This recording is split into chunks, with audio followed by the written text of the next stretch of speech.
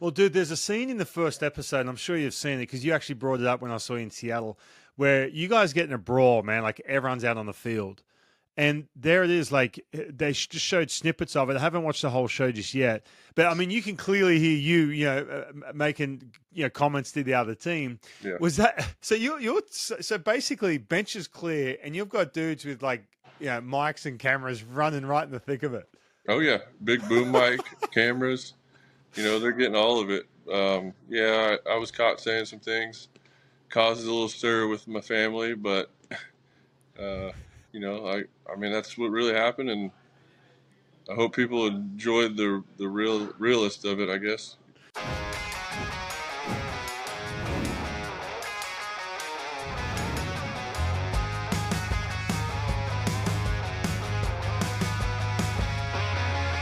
How we going, mates? Welcome back to the Top Step presented by Warrior Injury Law. If you're injured, contact attorney Rob Edens at 253-WARRIOR. Battle tested. All right, great show today. Hey, listen, speaking of shows, have you been watching the new Netflix documentary about the Boston Red Sox where they go inside the clubhouse, they get all access? Well, I was a player. I couldn't imagine having those cameras and microphones, so I'm dying to get the players' real perspective on that. And so who better than to have a guy who was there last year with the team all year long, but no longer is with the organization, so they can speak freely about what it was really like. Yes, that's Chris Martin. Oh, and yes, by the way, he did give up the home run to Cal Raleigh Friday night against the Texas Rangers. I might bring that up to him. No, I don't know. But hey, listen, before we get into that, the Mariners have looked really good lately. All of a sudden, they had that 5-1 homestand against the AL West rivals. Really showed that this division is wide open. I'm talking the Astros and the Rangers swept the Rangers, and they're in the middle of a road trip as we speak and look to continue some really good patterns. One of those patterns was Julio Rodriguez, and we broke him down last week's episode and talking about some of what we saw last September when he was red hot and what we're seeing now. It's pretty similar. So if you missed it, go to YouTube at the Top Step TV and go subscribe. We have all the episodes and a ton of great content. Join the TTS community and follow the show on X and Instagram at the Top Step TV. All right, one part of this team that is really starting to take shape, it's a bullpen. But I have to ask you this, because I got asked this just the other day. Is Andres Muñoz, is he underrated? Like, I'm talking nationally compared to other closers? So that brings us to this week's breakdown. Eyes on the M's, brought to you by King LASIK. Hey, mates, look, if you're ready for freedom from hassling with glasses or contacts, look, do what I did. Go to KingLASIK.com. It was the best decision I ever made for my eyes. The procedure was easy. It was over in under 15 minutes. You can trust Dr. King with your eyes just like I did. Start with a free Zoom consult at KingLASIK.com. All right, so someone brought this up to me. Hey, listen, I feel like Andres Muñoz is kind of like underrated, right? When you're talking about elite level closers in the game. And let's not forget too, last year, he was left off that all-star team. He only got added late because some of the starters bailed out, and he took up one of those spots. So he was kind of like a late addition. So he was left off that all-star team. And so you're thinking to yourself, is the dude underrated? So let's go back into 2024, a full season, and dive into some of the rankings comparing him to some of the other elite-level closers. So first of all, Andres Muñoz, he had a really good year last year. Look, 2.12 ERA in 60 games, 22 saves in the 60 games, 22 saves of 27 opportunities. Remember, they used him a little differently last year. 11 of those games, they're 60. They were multi-innings, and a lot of them were used, not a lot of them, but some of them were used in the 8th inning when they looked at the biggest, highest leverage pocket in the lineup, and that's where they put him. But where does he stack up to the other guys who end the game? I'm talking the elite level closers, because that's kind of what he's doing this year, right? He's only really sticking to that 9th inning. So here are some of the numbers that I think are important when looking at your guy at the 9th inning slot. All right, first of all, among closers, 6th in ERA with a 2.12. He fell short a little bit with the strikeouts compared to other guys. He's still a top 10, but he fell a little shorter with 77. But one of the big numbers that jump out to me, it's the walks and hits per innings pitched. That's right, the WHIP, 0.96. He's a top 10 in that regard. And then we're talking base runners left on. Remember, he had those games where he had to come in and put out the fire. 85.3% of runners are left on base. So we're talking base runners and we're talking guys left on base. 85.3% of runners were left on base. That was second. What about batting average against? Could they get on base? 153 batting average against. That's second, right behind Kirby Yates. But look, I get it, man. Like, he did fall short in some of the other categories. First of all, 22 saves. He had to take some time off, I think, because they used him in multi-innings early on in the season. So 22 saves, that's well outside the top 10. The save conversion rate, 81.5%. That was 20th. So he slipped a little bit on the conversion. Again, I get it. 60 games and 27 of them were save opportunities. So, look, I think that will change this year. Like I said, I think the Mariners are only going to use him in the ninth inning. I think he is going to be a top fiver this year. I really do, especially the way he's looked. He just looks so much more comfortable, even when some of those runners jump on. Plus, he doesn't have to cover the eighth inning if Dan Wilson has to press the panic button. He's got some other options. So let me know, is Andres Muñoz, is he underrated? Are we not giving him enough credit in Seattle and especially nationally too? All right, so that was Eyes on the M's, brought to you by King Lasik. Coming up, we have got an inside look and a player's perspective on the new Netflix documentary, The Clubhouse with the Boston Red Sox. I've got Chris Martin, who was on the team, giving us the real take on what it was really like being inside that clubhouse. Don't go anywhere. Stick around right here on the Top Step. I'm attorney Rob Iddens, proud Marine Corps veteran and owner of Warrior Injury Law. We help all types of injury victims, like Cindy, who was T-boned by a truck. I was stopped in a left turn lane. A big black truck slammed into my left side. I called Warrior Injury Law, and I was very pleased. They really do care about you, and they care about your situation. I knew that I could trust Rob. He cares about his clients. He's tops. If you've been injured, call us at 253-WARRIOR. Warrior Injury Law. Battle tested. Eddie's! I'm with the president, Don Riling. You do this every year. You team up, with a certain charity. This time it's for Alliance for Education. Tell us more about it. We focus on a charity that's tied to military, first responders, or public school teachers. So this year we chose Alliance for Education. They do terrific work with the Seattle public school system. During the month of April, we donate a portion of every hot tub, swim, spa, and sauna that we sell and give it to the charity. See life better with perfect, clear, natural vision from King LASIK. Being a former professional athlete, I still love staying active. From paddleboarding, snowboarding, even playing with the kids, everything was such a hassle dealing with glasses and contacts. I'm so grateful to Dr. King and King LASIK. It's amazing how much better I see life. I'm Dr. Joseph King. Let's free your eyes from the hassle of glasses and dirty contacts. Schedule your free consult at kinglasik.com. King LASIK. See life better.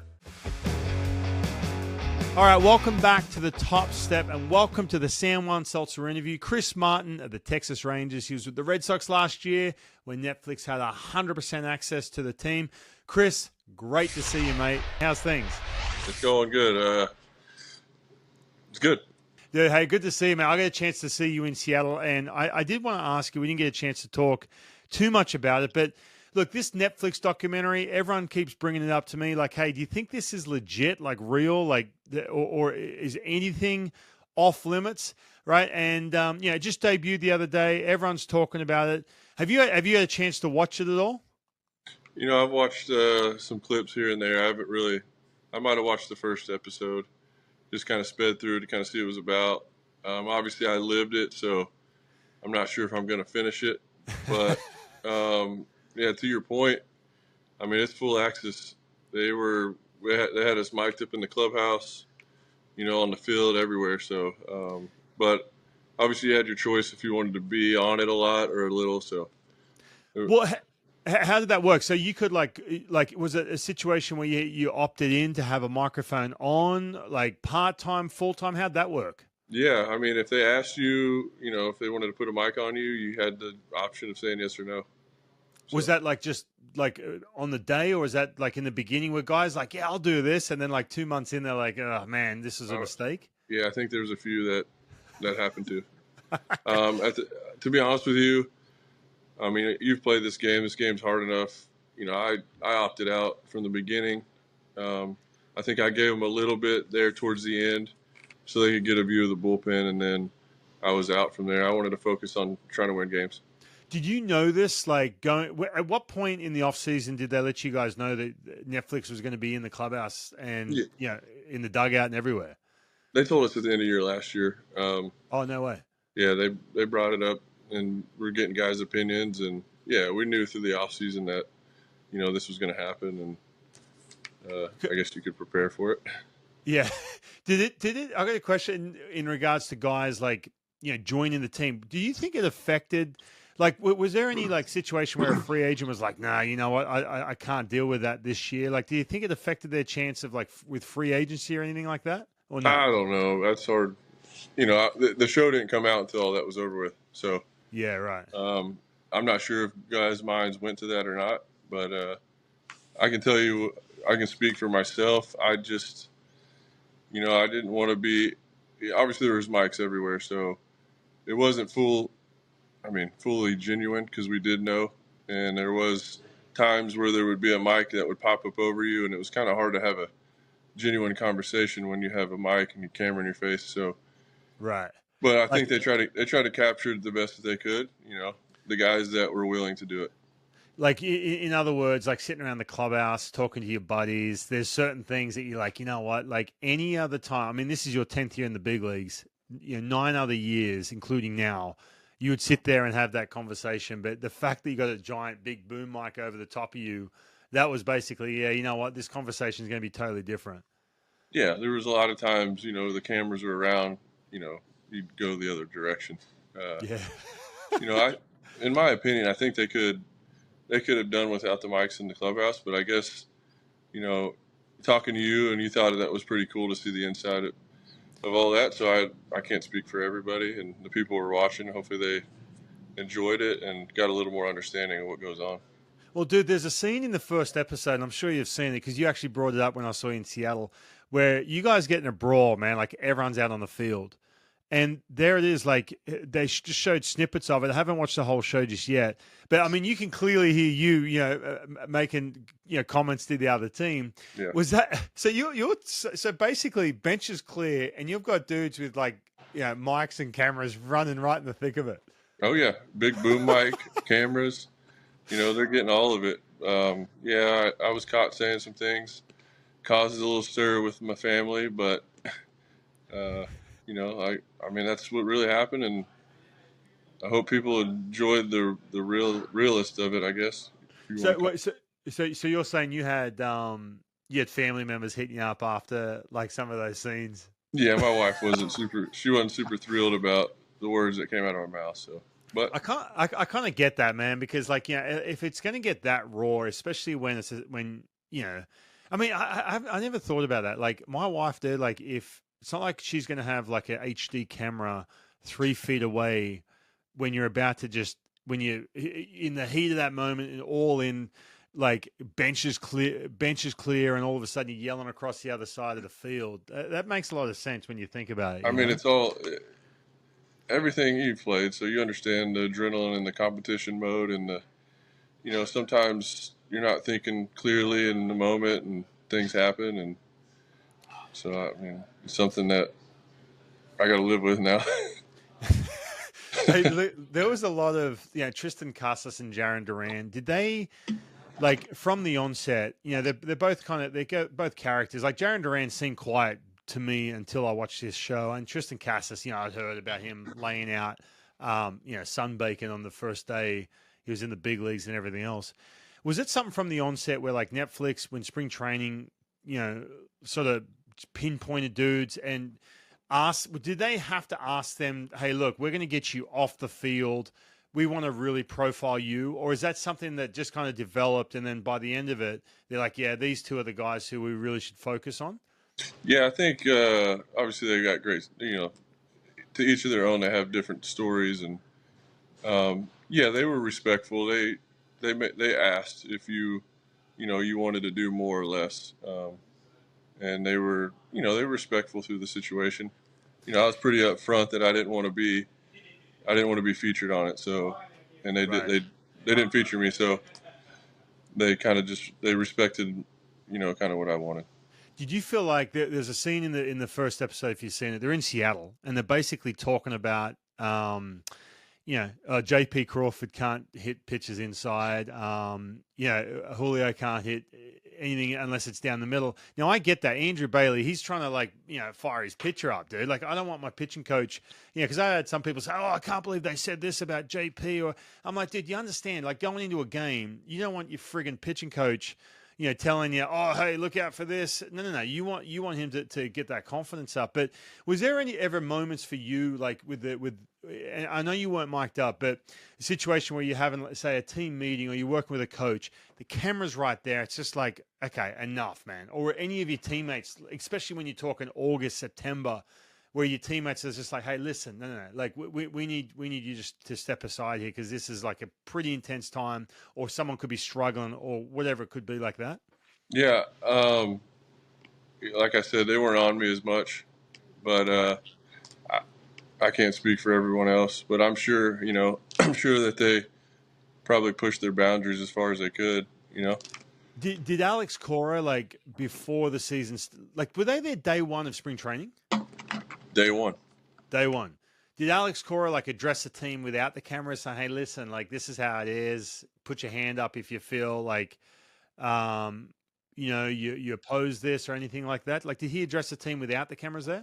Yeah, they kind of did that at the end of the year before the Netflix. Okay.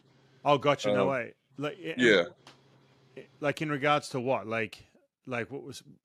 Just asking guys' opinions. The Netflix director was there, and we got to ask him questions and kind of get an idea of what was going to happen. Gotcha. And I mean, because Netflix had complete control, right, in regards to everything they showed. That's what I was told. Yeah. Yeah, gotcha. Okay. They had every editing right. Yeah, nobody else. Gotcha.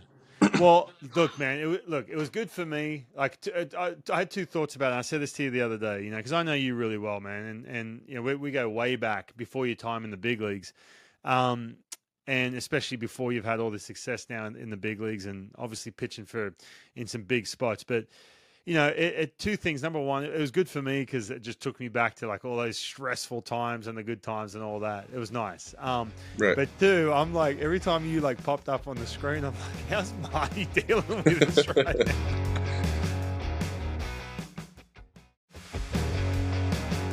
All right, welcome back to the Top Step. This segment is brought to you by Olympic Hot Tub. Look, Amanda, my wife, and I went down to the showroom. We met Don and his crew, and we picked out the perfect hot tub. Yes, a hot springs saltwater hot tub.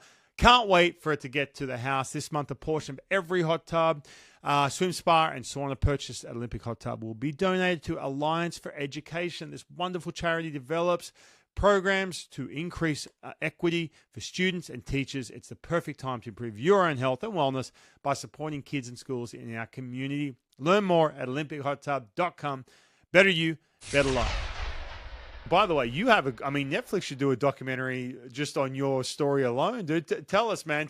You've probably told the story 1,000 times in the last 10 years, but fill in everyone who's listening.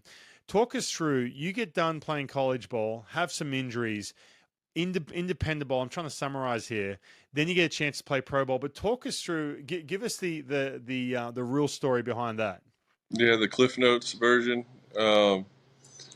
2005, I think it was, in junior college, I tore my labrum, and it was a 2004 season. 2005, tore my labrum, lost the red shirt when I was in junior college, and then ended up hanging it up. I was trying to get some hours to go to either UT or Oklahoma. Didn't get the hours, so I ended up spending from 2005 to 2010, just trying to make ends meet, just doing the normal life stuff. And then 2010, I was actually in the warehouse playing catch with my boss, and my boss was like, "Man, you're still bringing it pretty good." And I was like, "Yeah, but my arm's gonna kill me tomorrow." Was he a former player? We went to high school together. Oh, no way. Okay, so you, and again, it says, in the story goes, you're stocking shelves and doing the whole bit, and your boss That's like, all hey, let's play catch. So you guys knew each other pretty well, so you could just let it eat with him. Yeah, and he's like, "Man, you're still throwing hard. You think you can still do it?" And I'm like, "Man, my arm will hurt tomorrow. I won't be able to pick it up." And I remember waking up, didn't think anything of it. And I'm like, "Wow, my arm doesn't really hurt today." And coincidence or not, I guess, a friend of mine called me and wanted to play in a men's league. And first time I've played baseball, I've played slow pitch softball to this point, but first time I played a baseball game, I went out and pitched. I think I struck out 3 guys in 9 pitches. Arm was not feeling great. The job I was working wasn't the best, so ended up trying to like find out a way to get back into it. I was calling friends thinking they could get me a tryout, being naive and not understanding how it worked. Right. And I think I called a guy, he sent me to independent ball, like South Texas. They didn't call me back. And then a few weeks go by or whatever, and he calls me and said the team he was with is having open tryouts, and that's like 10 minutes from my house. So I drove in. I went to the line. There's a line for the tryout, and the lady said, "You need $50 to get in," and I didn't have $50. No way. I told her the guy's name, Luke Prahota, and she goes, "Oh yeah, I know Luke well," and she just let me go in. Once I got in, there was like 150 guys out there. I'm wearing shorts. I got a pair of cleats from Ross, and standing in the outfield talking to guys, super intimidated, ex-professional baseball players. Yeah. So I ended up throwing my bullpen for the tryout, and Pete Incaviglia is the manager, pulls me to the dugout and was like, first thing he asked me if I was in prison, like, where have I been? And I told him my story, how we're talking right now, and he's like, you're throwing 96 miles an hour, in your bullpen. Wow. I was like, I didn't hit 96 in high school or in college, so. Wow, dude. Ended up going up. He goes, well, you're on the team if you want to play tonight, and ended up going up to the clubhouse, getting a jersey, and I saved the game that night. So. You're kidding. Hey, so you said you'd never thrown 96 before. So no. Were you did you have prep leading into that? Like, did you work out or anything? No. Really? I didn't do anything. Just rolled out of the warehouse, straight into it. Straight into it. Unbelievable. I didn't. The tryout came up, and I just had to go do it. I didn't. No long toss. No. I was, like I said, I played a little bit of slow pitch softball here and there, and that was about it. That's unbelievable, dude. And oh man. And by the way, too, this was what, 2010? Yeah, 2010, and then I ended up going back to work after the independent ball league. And Nice. about 2 weeks before spring training of the Red Sox, they called me and wanted me to go out and try out in Fort Myers, and ended up having to pay my own flight. How did they just see you from indie ball, or was there someone who said, "Hey man, this kid's a stud"? Pete Incaviglia. Okay. Called him. Yeah. And dude, by the way, so this is we're talking 2010. I saw you in 2013. We were in AAA together, and even at that point, man, you were killing it, but you hadn't pitched in the big leagues yet. No. I think I got traded the year after that. Yeah, and then I remember seeing you in spring training. Hey, I got this opportunity to go play in Japan. Yeah, that was in winter ball at the end of 13. That's right, and I was like, hey man, what was my advice? Maybe I was like, yeah, go, dude, because it's hard to get to the big leagues. I tried to go. They wouldn't release my rights, and then I think that was in November in winter ball, and then they traded me in December. Hey, listen, dude, you're about to get ready for a game, but I appreciate your insight, man, and on the Netflix stuff too, and your honesty with everything that went down last year with the Red Sox. I'm looking forward to watching you getting more brawls as the show goes on, and upsetting your wife, dude. Chris Martin, I really appreciate it, buddy. All right, man. Thank you. I'm with the president, Don Riling. You do this every year. You team up, with a certain charity. This time it's for Alliance for Education. Tell us more about it. We focus on a charity that's tied to military, first responders, or public school teachers. So this year we chose Alliance for Education. They do terrific work with the Seattle public school system. During the month of April, we donate a portion of every hot tub, swim spa, and sauna that we sell and give it to the charity. See life better with perfect, clear, natural vision from King LASIK. Being a former professional athlete, I still love staying active. From paddleboarding, snowboarding, even playing with the kids, everything was such a hassle dealing with glasses and contacts. I'm so grateful to Dr. King and King LASIK. It's amazing how much better I see life. I'm Dr. Joseph King. Let's free your eyes from the hassle of glasses and dirty contacts. Schedule your free consult at kinglasik.com. King LASIK. See life better. I'm attorney Rob Iddens, proud Marine Corps veteran and owner of Warrior Injury Law. We help all types of injury victims, like Bobby, who was hurt riding the bus. The bus made a left turn, and the scooter that I was on overturned. I ended up having surgery on my back. So I knocked on the door of Warrior Injury Law, and I thought if anyone could help me with my situation, they could, and they did. They everyday people who work for everyday people. I would recommend this company over all the rest. If you've been injured, call us at 253-WARRIOR. Warrior Injury Law. Battle tested. Welcome back to the Top Step, presented by Warrior Injury Law. If you're injured, contact attorney Rob Iddens at 253-WARRIOR. Battle tested. All right, it's time for How to Speak Australian, brought to you by the Kangaroo and Kiwi. All right, the word or the phrase this week is stitch up or stitched up. All right, so I'm going to give you a little multiple choice. You tell me if you can figure this out. Now, I know you know what stitching means or stitches, whatever. We're not talking about it. This is Aussie slang. All right, so what does stitch up mean? All right, so here are your options. A, stitch up. A, they had to get stitches after a brawl. Is that what stitched up means? Maybe, not, but not in this case. B, they got set up, pranked, or thrown under a bus. Or C, they got a bad tailor job with their suit. Okay, so you let me know. Go to @TheTopStepTV at YouTube, X, or Instagram. Let me know. You can play along, and we'll reveal the winner next week right here on the Top Step. Special thanks to Chris Martin, my guest, telling us all about how that Netflix thing went. Big thanks to all of you for tuning in. Big thanks to my partners, Warrior Injury Law, King LASIK, Olympic Hot Tub, Kangaroo and Kiwi. All right, guys, we'll see you next week right here on the Top Step.